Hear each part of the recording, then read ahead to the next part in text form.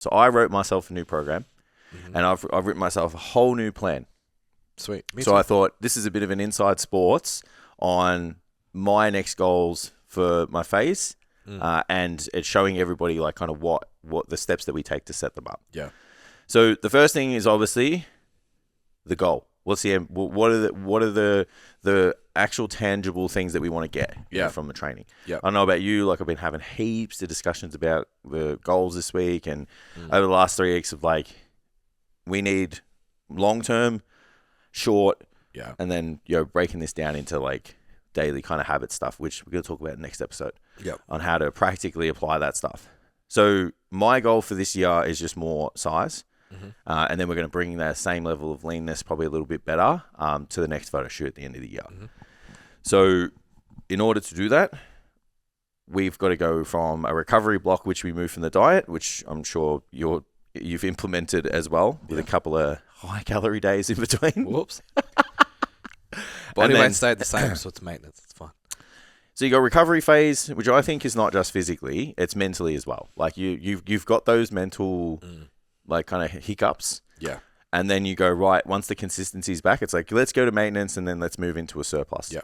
So that's the plan that I have for myself is, 2 weeks of maintenance after the recovery and like mental recovery with the holiday and stuff. And then from there we move into a surplus driving muscle growth with like a really, really mild surplus, like 100 to 200 calories above maintenance. I think I'm going to go with. Yeah. Because I don't want to chase like, I don't know about you, but I don't want to be like chasing scale weight. Yeah. Like I want to be chasing a look, and I don't want to rush the development of the physique because I don't feel like I'm in a rush anymore. Yeah. Yeah. I'm okay to miss out on some gains to stay leaner. Yeah. Yeah, absolutely. Like if you were somebody, like if somebody said, hey man, I want to put on as much size as possible, like what would I do? If you don't have the size, you would probably push that person to the maximum amount of, like the maximum threshold of a surplus to drive as much weight gain as possible in a short period of time. You know it's not all going to be body muscle mass. You know it's going to be body fat. But if they have the runway to do so and they're happy to diet it off on the other side, then you're going to do it. I did it with Jackson, like post Europe. We probably pushed it a little bit too far. But the results speak for themselves just in terms of like, once he got to about 6 weeks out, it was like, fuck, all that work that we did, and pushing that body size is the proof of that now. Yeah. Where if you're someone who's like, I have a really good base, or I'm just interested in staying in condition for the year, then a mild surplus. I think the kids call it like main gaining now, which is kind of weird. Because it doesn't make sense. It's like the odd lean bulk. Correct. Yeah, which is probably it's like a lean build, I guess. Yeah. Where you try not to just do the Jay Cutler off-season type thing. Remember clean bulking? Yeah, clean bulking. So you just get fat but eat clean food? Yeah. Just eat fucking all the rice. Yeah. And feel like shit. You know how many times like someone used to say to me, like, hey man, if you can eat whatever you want if you eat clean food. Like as much as you want. Just you can eat whatever you want. I'm like, no shot, brother. You cannot. Anyway, so just to come back to that, so you're happy with the balance of your physique. There's no weaknesses. You're just like, I just want to be overall net bigger and leaner. So that was where I was going to go next. So we have size. Yeah. And now we need to think about the look. So when we go down the chain, I go, right, what's the look I'm after? Bigger arms, bigger delts, thicker back. Like they're the main priorities for me. So then I'm like, okay, well, what's this split going to look like? For my training. So I went with I trained 5 days. Now the reason I was going to go down to 4, but I just know from a habits perspective, I'm at my best when I go to the gym 5 days. Yeah, it's got nothing to do with like the science and the this and the that. Like I know historically when I've done 4-day-a-week programs, I don't perform as well. Yeah. And even outside of the gym, and I just need that. Like I'm such a habitual person, like that. Like I just need the same thing, so I have to go to the gym. I found that going to 5, that now I'm like, I want it. Yeah, like I was like, I can't go. Yeah, I was like, I could just kick back to 4 now. I'm like, nah. And also my training windows are shorter. Yeah, fair. Yeah, I just need the structure. It's like I get up, walk them out, I eat breakfast, go to the gym. Like I have to do that. Yep. Like my day is not the same unless I do that.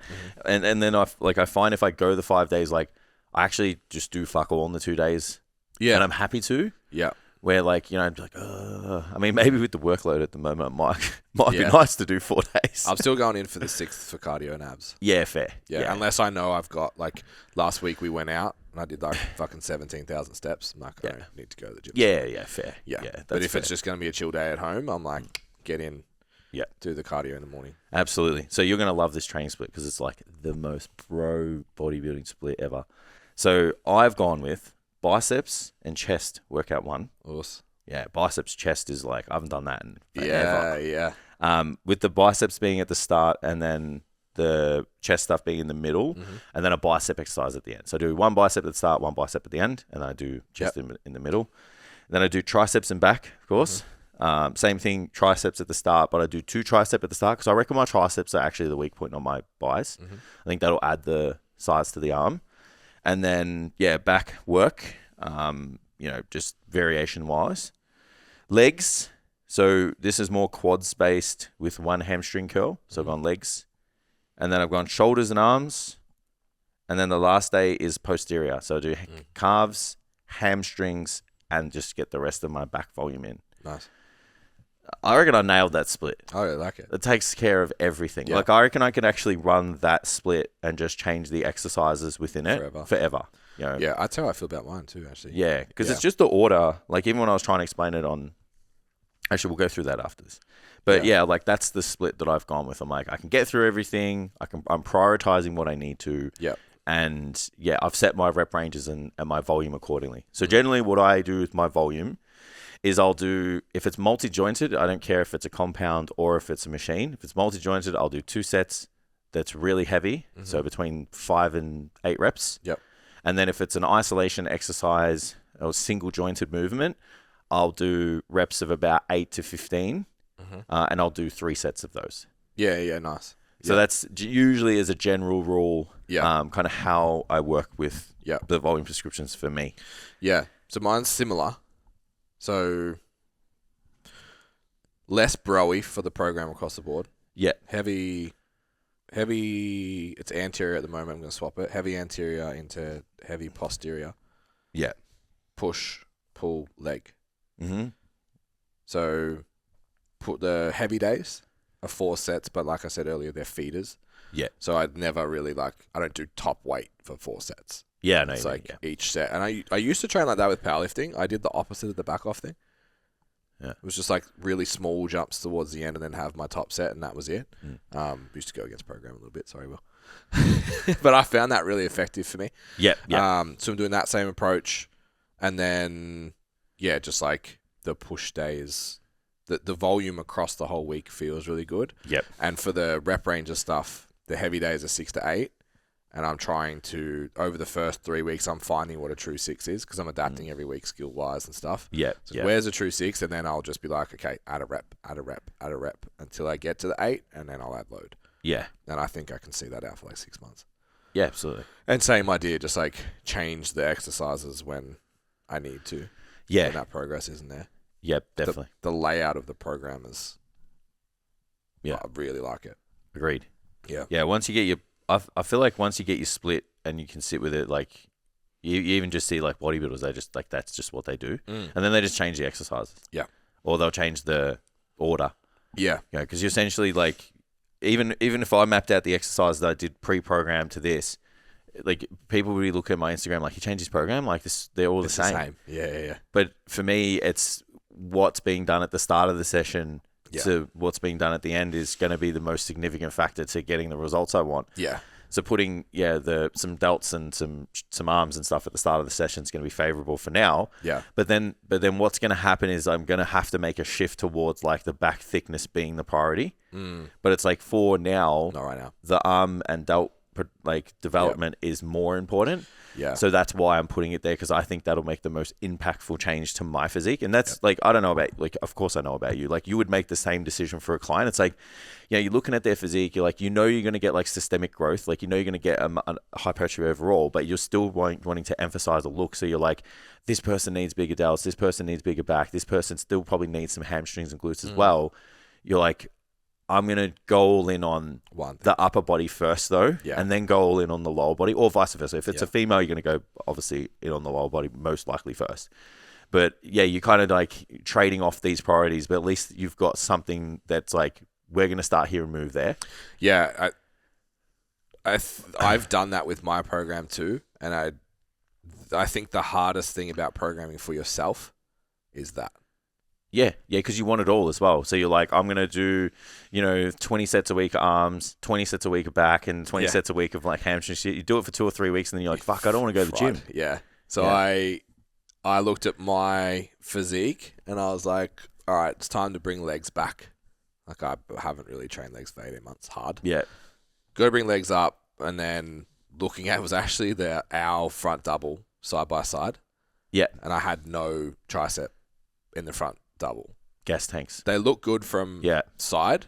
It's long head. But underneath, I was like, long that's head. a problem. So then I was like, but I still want to build my chest. So when I did my push day, I was like, there's only 2 chest exercises. But there's 2 tricep exercises. Yeah. I was like, you need to... And then I was like, there's 2... Like, there's... My leg focus is really high. I'm like, but I still want a bigger chest. It's like, it's hard. I think that's the hardest thing about programming for yourself is you want to do everything. Yeah. And then even like I've put so much work into my shoulders. Yeah. To have one direct set of lateral delt. Yeah. Raises. Like exercise. Upright rows for the whole week. I'm like, I was training these things 2-3 times a week. Yeah. And now that's fuck. Yeah. So I think, programming for yourself, that is hard. Absolutely. Yeah, I agree. And sometimes even people can't troubleshoot like how the physique is going to come together. Yeah. What to select and how to formulate it and all of that. So I think, sometimes if you are someone that's just constantly hopping or it's just not really landing, like that's one of those signs where it's like probably worth, kind of looking at getting somebody else to take care of that for you. Yeah. Which I thought about for a while. I was like, I kind of just, even for me, I was just bandwidth to outsource, but just at the moment finding this really fun. Same. So I'm like, until it's not fun, I'm willing to, kind of keep doing it. Every time we spoke about programming on the pod, and then every time you presented in Standout, I was like, I really should just pay Jace for a program. Yeah. And then I was like, but I'm having fun. Yeah. Absolutely.